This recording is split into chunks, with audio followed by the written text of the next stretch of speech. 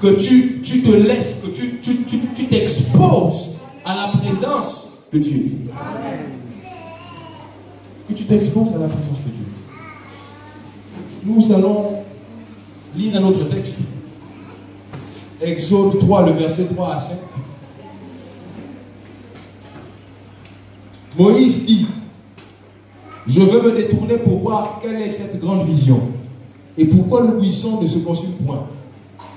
L'Éternel vit qu'il se détournait pour voir. Et Dieu l'appela du milieu du buisson et dit, Moïse, Moïse. Et il répondit, me voici. Dieu dit, n'approche pas d'ici. Nous sommes déjà au verset 5. Ôte tes souliers de tes pieds, car le lieu sur lequel tu te tiens est une terre sainte. On le souhaite dans la version parole de vie. Je n'ai pas obtenu ce que je voulais. Mais c'est lorsque je suis allé, je suis resté dans la version de Louis II que j'ai obtenu ce que je voulais. Exode 3, verset 3. La Bible nous dit, Moïse se trouve devant le buisson ardent. Et l'Éternel lui dit, ôte tes souliers de tes pieds. Lui, ce qu'on ne dit pas ôte tes sandales ou ôte tes souliers simplement. Mais ôte tes souliers de tes pieds. Et je veux soutenir ce que quelqu'un a eu à dire un jour. C'était un peu choquant, mais je me rends compte que c'est vrai. Voyez-vous, toute cette estrade-là, toute cette estrade est... Imaginons un instant que tout cet endroit soit la gloire de Dieu. On se dit souvent que lorsqu'on viendra et dans le péché, nous allons souiller les parvis de l'Éternel. Nous allons apporter avec le péché de la souillure dans la présence de Dieu. D'une certaine manière, c'est vrai. Mais je veux nous faire voir ça autrement. Je veux que nous comprenions que quel que soit le péché dans lequel tu es, ton péché ne peut pas affecter la sainteté de Dieu. Ton péché ne peut pas affecter la sainteté de Dieu. En fait, je veux dire ça mieux. Dieu n'a pas peur de ton péché. En fait, quand Dieu ne veut pas que certaines personnes viennent monter peut-être à certains endroits parce que là se trouve sa gloire. En fait, c'est pas tant que tu vas modifier, non, personne par son péché. Même Satan qui est l'incarnation du péché, il va sur la présence de Dieu. Et alors, ça, c'est pas un discute. La preuve, c'est que Satan est parti dans la présence de Dieu pour parler de gens. Satan était là, Satan qui est le péché en personne. L'incarnation du mal. Dieu l'a reçu dans sa présence. Le péché ne peut pas modifier la sainteté de Dieu. Ne peut pas affecter la sainteté de Dieu. Parce que Dieu est tellement saint que quel que soit le péché, quelles que soient les ténèbres que tu peux amasser, quand tu viendras dans la sainteté de Dieu, la lumière de Dieu sera toujours plus grande. Et tes ténèbres vont disparaître. Lorsqu'on allume la lumière quelque part, les ténèbres ne peuvent pas demeurer. Donc si toi tu quittes quelque part avec les ténèbres, lorsque tu vas t'approcher de la sainteté de Dieu, les ténèbres disparaîtront et tu deviendras lumière. Amen. Lorsqu'on a lu ce passage, on s'est toujours dit, Dieu a voulu que Moïse retire ses souliers parce que les souliers représentaient le péché et que il n'avait pas le droit d'arriver à cet endroit saint avec le péché. Il fallait qu'il enlève ça. Mais il y a une autre façon de voir ça. Nous devons comprendre que si Dieu n'a pas peur du péché, ça veut dire que le problème, ce n'était pas les souliers de Moïse. Le problème, c'est que Dieu voulait que sa sainteté soit en contact avec le pied de Moïse. Je reprends. Je vais retirer ma chaussure. Le problème, ce n'est pas la chaussure de Moïse. Dieu est tellement saint que ce qu'il veut faire, c'est affecter Moïse au point où, parce que quand Moïse venait, Moïse allait certainement se prosterner, mais il y a un problème, Moïse devait encore avoir les souliers aux pieds. Et Dieu, ce qu'il voulait voulait, c'est que Moïse soit tellement infecté que même les pieds de Moïse soient en contact avec la sainteté de Dieu et que les pieds de Moïse soient sanctifiés. Amen. La preuve, c'est qu'après que Moïse quitte cet endroit, Moïse reporte ses souliers. Moïse reporte les souliers. Dieu voudrait que les pieds de Moïse soient en contact avec sa sainteté. Et j'étais content lorsqu'il m'a fait comprendre encore cette chose. Il me disait que la même parole, la même Bible dit que partout où foulera la plante de ton pied, je te donnerai celui en possession. Est-ce que vous voyez là où je vais aller? Dieu avait choisi Moïse comme leader. Et il fallait que là où Moïse allait poser son pied, que le pied de Moïse soit le pied de l'autorité. Et que Moïse prenne possession de cet endroit. Et Dieu a dit à Moïse, je ferai de toi Dieu devant Pharaon. Et si tu deviens Dieu devant Pharaon, ça veut dire que lorsque tu arrives, Pharaon va se prosterner devant toi. Mais Moïse avance avec ses pieds. La Bible dit que Dieu dit à Moïse que je veux que tu délivres ce peuple de l'Égypte et que tu l'emmènes à Canaan. Vous me permettez s'il vous plaît?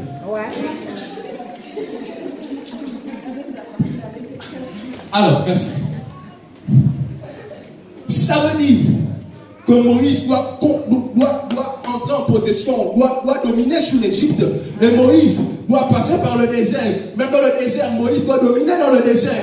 Lorsque les eaux de la mer Rouge se fondent en eux, ce n'est pas tant seulement à cause du bateau, mais c'est parce que les pieds de Moïse sont là. Et les pieds de Moïse sont devenus comme les pieds de Dieu. Parce que Moïse a posé ses pieds dans la présence de Dieu. Et Moïse doit conquérir le territoire. Moïse doit arriver jusqu'à Canaan. De Dieu. Et comme Dieu ne peut pas descendre sur la terre pour le faire, tu as besoin de Moïse. Moïse, tu dois poser tes pieds dans ma présence. Oh, tes souliers, tes pieds doivent toucher ma présence. Tes pieds doivent toucher ma présence. La connexion à l'option. Ainsi, lorsque Moïse marche, lorsqu'il marche, Moïse est toujours vainqueur. Là où il marche, Moïse prend possession de cet endroit. Et j'ai compris que Josué n'était pas avec Moïse ce jour-là. Et lorsque Dieu donne à Josué le fardeau de conduire le peuple, Dieu est obligé pour assurer Josué de lui dire, partout où vous foulerez le pont de vos pieds, je vous le donnerai en possession. Parce que ce n'était pas les pieds de Josué qui avaient été exposés à la sainteté de Dieu. C'était les pieds de Moïse. Et le Seigneur me faisait comprendre ceci, que vraiment le problème que lui a avec nous, c'est pas tant que le péché va, je sais pas trop. Mais en fait, Dieu veut nous remplir de sa sainteté. Et la réalité, c'est que le péché est simplement en train de cacher une partie que Dieu veut affecter par sa sainteté. Lorsque tu enlèves le péché, tu permets à la sainteté de Dieu d'affecter cette partie de ta vie qui n'est pas encore affectée. Il y a des parties de ta vie que tu n'as pas encore donné à Dieu. Donc, tu gardes le péché à ces endroits-là. Mais Dieu veut que tu les enlèves. Pas parce qu'il veut te faire souffrir, non. Mais parce que Dieu veut que sa sainteté affecte cet endroit. Il y a des gens qui n'ont pas encore décollé dans leur appel. Parce qu'il y a des endroits qui n'ont pas encore touché la sainteté de Dieu. L'appel de Moïse était attaché au fait que ses pieds touchent la sainteté de Dieu. Imaginez-vous un seul instant. Il fait très chaud. Le sable chauffe. Moïse se dit, si j'enlève mes souliers, il est possible que mes pieds se ouvrent. Mais Moïse prend quand même le risque d'enlever ses souliers, de les exposer à la sainteté de Dieu. N'oublions pas ce que je disais au départ. S'il y a un endroit dans ta vie, là où Satan maintient le péché, sache que c'est l'une des clés. Cet endroit est l'une des clés de ton appel. Amen. Tant que cet endroit ne sera pas infecté par la sainteté de Dieu, ton appel n'en sera pas. Voici pourquoi Jésus disait à cet homme-là, il faut que tu laisses tout ce que tu as, que tu vendes tout ce que tu as et que tu me suives. Parce que Dieu n'est pas une histoire de 20% ou 30%. Dieu veut 100% de nous. Il veut nous affecter à 100%. Vous savez pourquoi on a du mal à manifester comme les apôtres l'ont fait, la puissance, la gloire de Dieu? C'est parce que nous ne nous donnons pas à Dieu totalement. En fait, c'est parce que la sainteté de Dieu affecte certaines parties de notre vie. Voici pourquoi des gens comme Élie arrivaient à faire descendre le feu du ciel. Ils avaient une vie tellement à part. Ils avaient accepté de se laisser embraser par la sainteté de Dieu.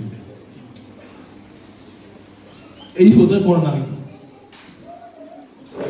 Il faudrait que tu laisses tout ton être touché par la sainteté de Dieu. Nous allons lire Psaume 27, verset 4. Vous allez juste le noter. Je vais le lire.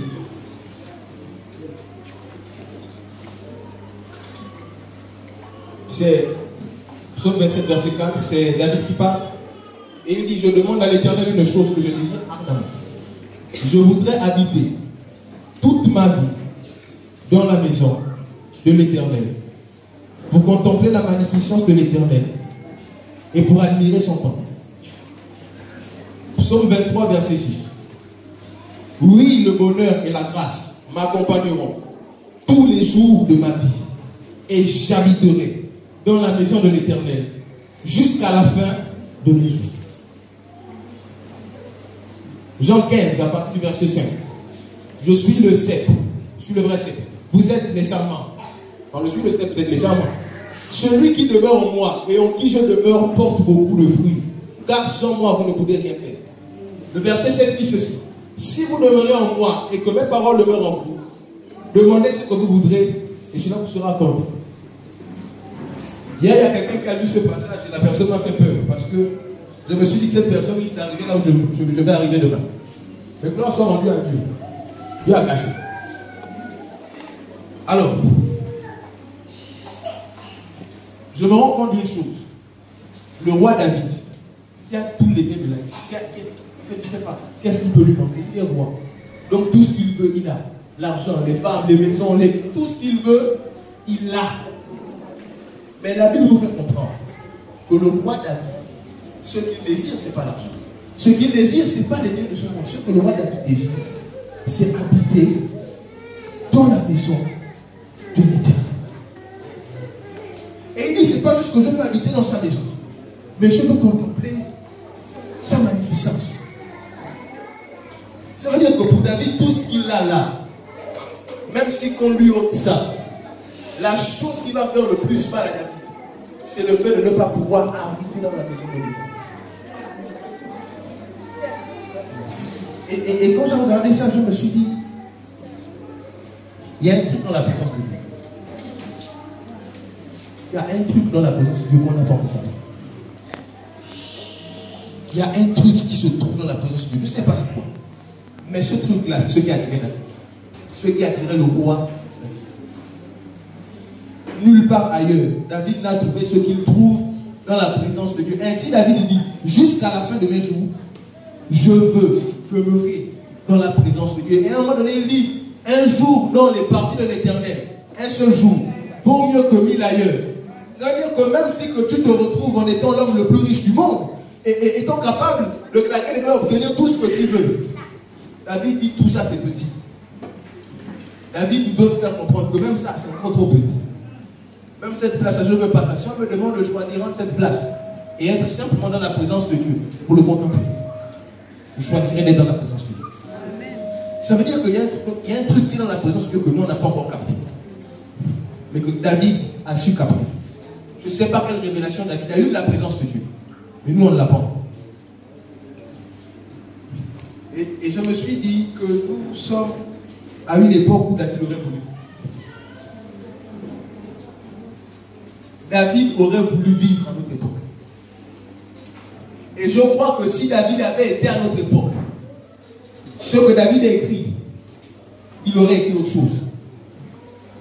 Parce que la Bible nous dit, je dis, si vous demeurez en moi, j'ai souhaité ce passage. Il a dit, demeurez en moi et je demeurerai en vous.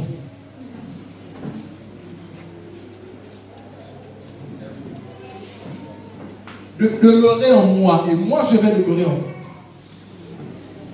Ça veut dire que être dans la présence de Dieu, c'est pas seulement être à genoux.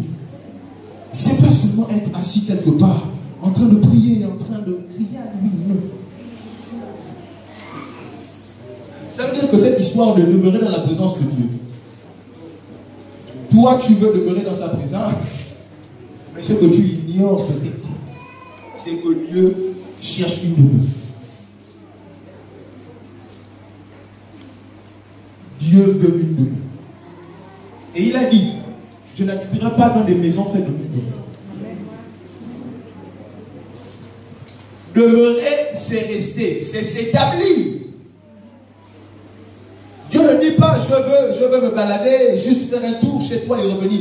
Dieu dit, je veux demeurer. Ça veut dire que Dieu cherche une demeure. Ça veut dire que Dieu voudrait que ta vie devienne sa demeure. Amen. En gros, Dieu voudrait que tu sois dans sa présence et que lui soit en toi. Amen. Vous soyez dans la présence l'un de l'autre. Ça veut dire que si tu n'es pas en train d'adorer et que toi tu te dis je ne suis pas dans sa présence, ça veut dire Dieu lui il est dans ta présence. Dieu il est là, il est en toi. Dieu s'est établi, Dieu est là, il vit en toi. Et pourquoi Dieu prend l'exemple du cep? Dieu prend l'exemple du cep pour faire comprendre mieux, pour nous faire comprendre mieux. Tout ce que je suis en train de dire, ce sont des choses qui sont peut-être ineffables, peut-être compliquées à appliquer. Mais Dieu donne des exemples palpables, des exemples clairs qu'on peut utiliser pour y arriver. Dieu nous dit, si vous demeurez en moi et que mes paroles demeurent en vous, ce qui signifie que pour que Dieu demeure en toi, il faut que sa parole demeure en toi. Si tu veux que Dieu demeure en toi, et la parole de Dieu, tu dois apprendre. Il prend l'exemple du cep et il dit, si vous demeurez en moi, vous porterez beaucoup de fruits. Lorsque Dieu nous compare à la branche du cep, Dieu veut nous faire comprendre que voici comment je vais demeurer en vous. La sève que je possède, je vais l'envoyer ici pour que la branche porte du fruit. Vous arrivez à porter beaucoup de fruits. Nous devons accepter de, je vais dire, manger la parole de Dieu.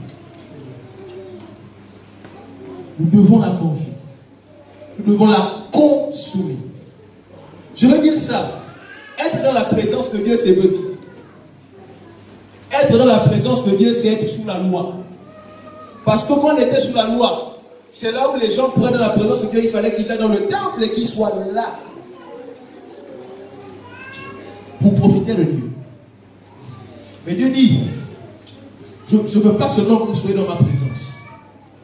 Mais je veux que les choses changent. Je veux que ce que David voulait là, ce que David a soupiré à voir, mais que David n'a pas eu, que vous puissiez l'avoir. Voilà pourquoi je disais que David aurait voulu faire notre temps. Parce que si David savait qu'il avait la possibilité, il avait la possibilité que Dieu puisse demeurer en lui. David allait tellement heureux. Dieu t'accorde la grâce qu'il n'a pas accordée. Dieu t'accorde la grâce qu'il n'a pas accordée au plus grand prophète de la Bible. Mais cette grâce-là, tu la fous au pied.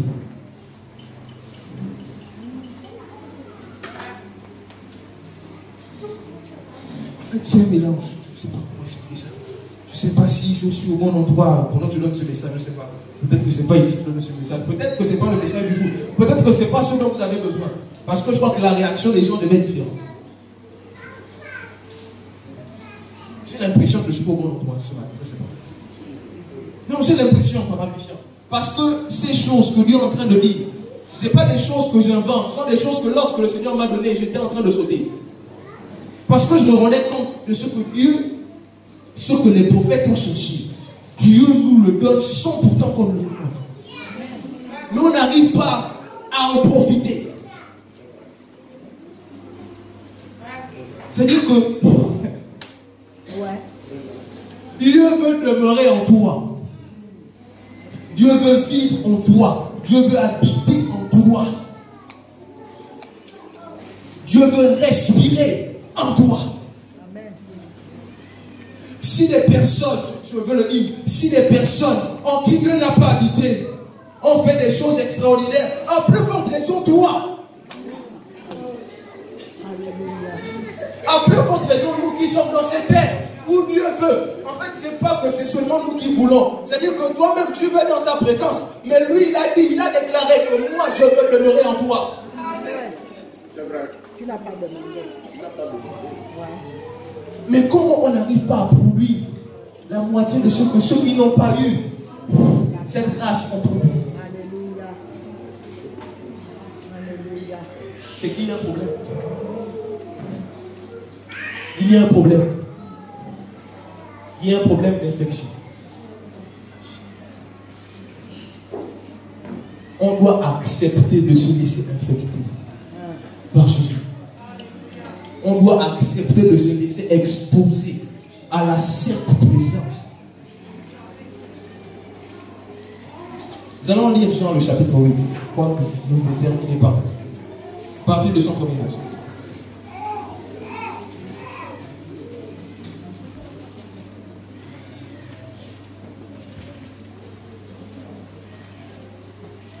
Jean 8, le verset 1.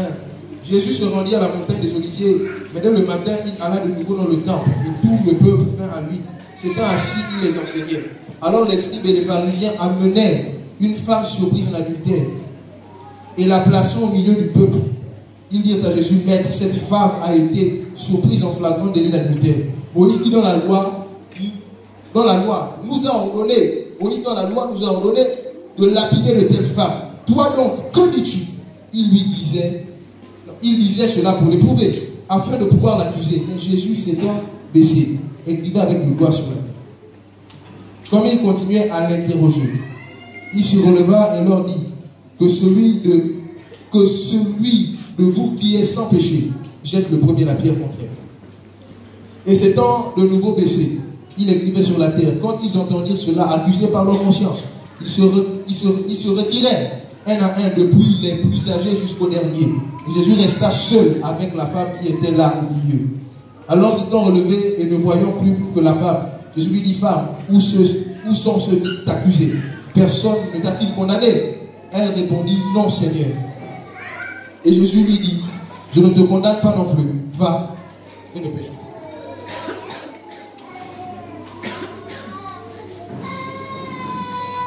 Je suis un peu embêté par cette histoire. Parce que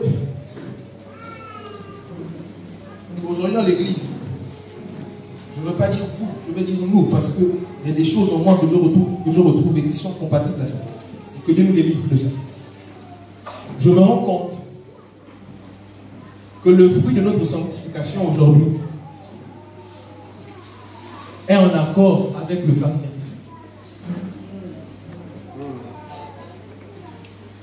Regardez ce qui se passe. Une femme, quand j'ai bien lu, ça veut dire que les gars, ils sont partis certainement, ils ne sais pas, ils ont cassé la porte, ils ont fait comment? Parce qu'ils l'ont attrapé en train de commettre l'adultère. Ça veut dire qu'ils sont partis dans l'intimité de cette femme. Ça veut dire qu'ils cherchaient la moindre faille. Ils cherchaient le péché. Ils cherchaient le péché. En fait, pas le péché qui avait en eux d'abord. Ils cherchaient le péché chez les autres. Ils ont pris cette femme, ils l'amènent devant Jésus. Et certainement, ils la balancent au sol. Et ils disent à Jésus, la loi nous dit que cette femme doit être lapidée parce qu'elle a commis l'adultère. On remarque que Jésus fait tout pour que cette femme ne soit pas lapidée. Mais pour que cette femme-là obtienne le pardon de Dieu et qu'elle marche en nouveauté de vie. Mais aujourd'hui, apparemment, la sanctification que nous, chrétiens, nous avons, c'est le résultat du pharisianisme. Nous cherchons à condamner les autres. Notre sanctification nous conduit à condamner les autres. Le révérend l'a dit lorsqu'il est venu. Dans l'église aujourd'hui, ce qu'on cherche à faire, c'est prendre les pierres et lapider sur les autres. Parce que l'autre a péché. J'aimerais vous dire ce matin, qui sommes-nous, nous qui critiquons les autres? Qui sommes-nous, nous qui condamnons les autres? Si le fruit de ta sanctification, moi en tout cas je ne fais pas ça, ils ont encore fait ça, sache que tu ne diffères en rien des pharisiens. La seule chose qui nous différencie, c'est juste l'époque et les vêtements qui ont changé. Mais sinon le manteau de pharisien repose sur toi. Notre sanctification ne doit pas nous conduire à condamner notre prochain, mais à manifester de l'amour envers lui, à chercher à ce que sa vie soit sauvée. On l'a dit hier ici que les critiques, c'est lorsqu'on parle mal de quelqu'un en son absence. Mais je vais ajouter quelque chose. Il n'est pas mauvais de parler de quelqu'un en son absence. Dans quel cas? Dans la mesure où, lorsque j'ai fini de parler de quelqu'un en son absence avec quelqu'un d'autre, qu'on se dise qu'est-ce qu'on peut faire pour aider la personne. Mais notre problème, c'est qu'on se limite à la phase numéro 1. On critique, on critique, on critique, on critique, on critique. Et lorsqu'on sort de là, c'est avec le sourire. Tu ne diffères en rien du pharisien qui est parti ramasser le caillou pour lapider cette femme. Si c'est ce que toi tu appelles sanctification, c'est qu'il y a un problème. La sanctification, le fait que Jésus soit en nous, doit nous emmener à manifester l'amour, pas à condamner. Pas à condamner. Jésus se trouve devant cette femme. Jésus fait une chose, il se baisse. Et la Bible nous dit que Jésus commence à écrire. Je me suis toujours demandé qu'est-ce que Jésus écrivait.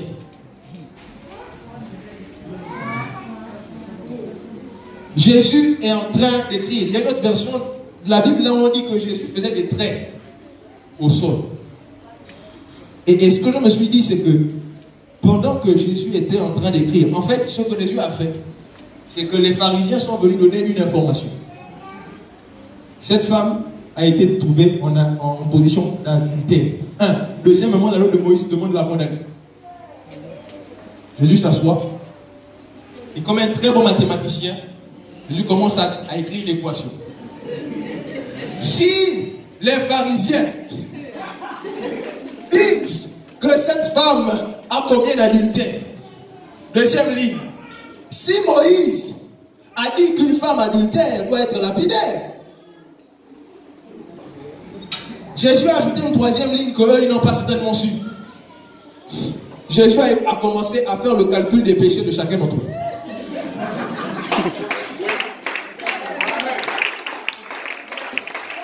Quand tu commences à accuser quelqu'un, rassure-toi que toi-même, tu es blanc comme neige.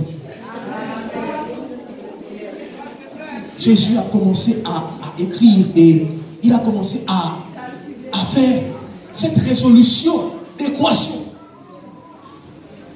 Et Jésus se rend compte que lorsque toutes ces lignes d'équation sont là devant lui, il arrive à trouver la solution et il se dit, bon là, on n'est même pas à égalité. Ok, bon. Parmi vous, celui qui n'a pas commis de péché n'a qu'à prendre la pierre et jeter. Jésus dit, bon, c'est pas encore fini. On poursuit l'équation. Jésus se met à écrire. Et lorsque Jésus se met à écrire, Jésus se met à écrire quelque chose de nouveau. Cette femme a été connue comme une femme adultérienne. Mais à partir de cet instant, l'équation a été résolue. Tu vas maintenant rentrer dans ton appel. Tu vas commencer à faire des choses.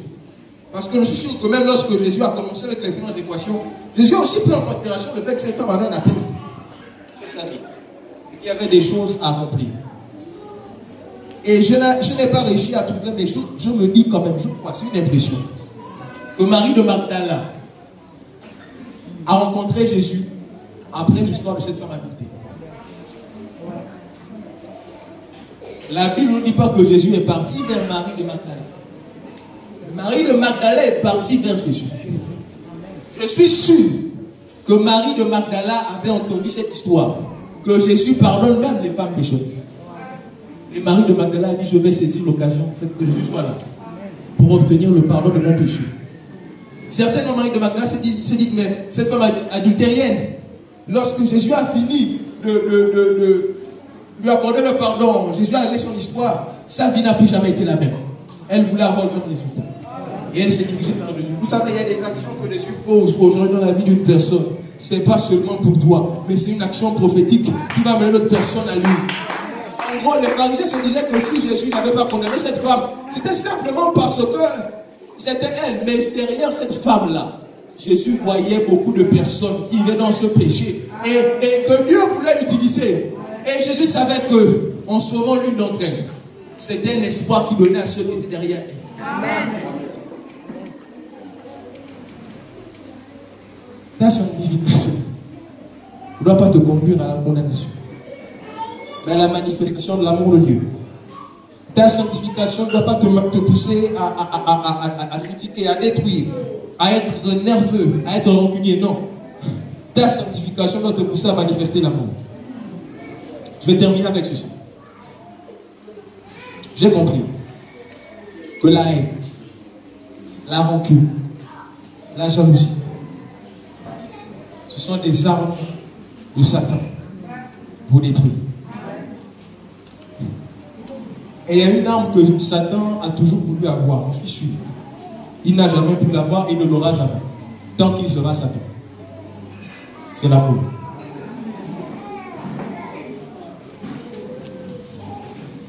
L'amour. De l'amour découle le pardon. Satan sait ce que le pardon est capable de pousser. Voici pourquoi il pousse les humains que nous sommes à négliger cette arme. Pas parce qu'elle n'est pas puissante, mais parce que Satan sait qu'elle est tellement puissante qu'il ne faut pas que tu l'utilises. Le jour où tu vas commencer à utiliser le pardon, tu seras toi-même étonné de ce que cette arme est capable de faire. La bonne ou la mauvaise réflexion. Là a été le thème de ce matin. Et nous allons prendre la scène.